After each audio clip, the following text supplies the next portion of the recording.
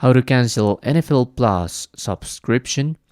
Hello everybody and welcome to our channel. Today you're going to learn how you can cancel your NFL Plus subscription from your mobile and from Google Play Store in case you have selected Google Pay as your payment method. And here's how you can do it. So in the top right corner there's your profile picture, so you must tap there. And here the third option in the list is payments and subscription. If you go in and then go into subscriptions, you're gonna find your current subscriptions. There must be the NFL Plus, so you just have to tap there and to cancel the subscription. So remember, you are gonna be able to enjoy all the features of your subscription until the date ends, and that's how you can do it.